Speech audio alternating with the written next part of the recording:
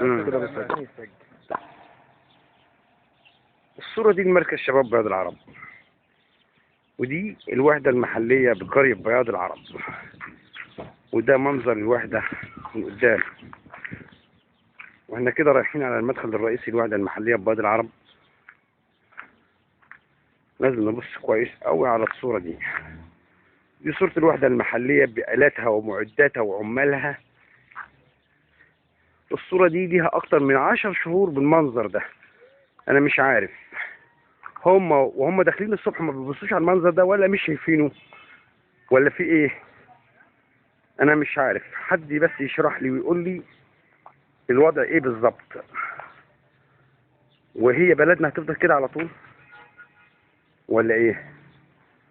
إحنا هنصور دلوقتي حالا بعد ما نخلص من المنظر اللي احنا شايفينه للأسف، المنظر السيء ده.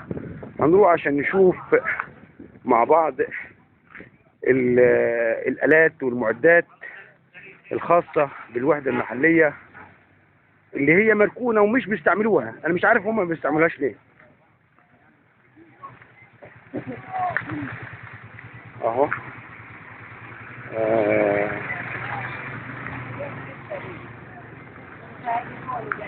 وده مخزن تابع للوحدة المحلية للمعدات والعربيات والجرارات وحاجات خاصة كلها بالوحدة المحلية اهي، زي ما احنا شايفين الصورة قدامنا.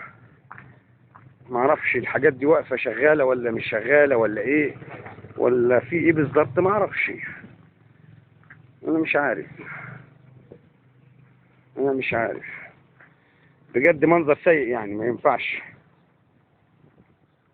حد يشرح لنا بس، محتاجين حتى السيد رئيس الوحدة المحلية ببياض العرب يقول لنا ايه الموضوع بالظبط عشان نقدر نوصل لحل اللي احنا فيه ده. احنا هنفضل كده على طول ولا ايه؟ ولا احنا محتاجين نغير حاجة؟ في حاجة عايزة تتغير، في جديد ممكن نعمله. احنا ممكن نساعد الراجل ده لو هو محتاج مساعدة، بس يقول لنا، يوجهنا ايه اللي ناقص عنده عشان احنا ممكن نكمله له بجهودنا الذاتية حتى. انا مش عارف. ده آلات ومعدات خاصة بالوحدة المحلية زي ما احنا شايفين اهو.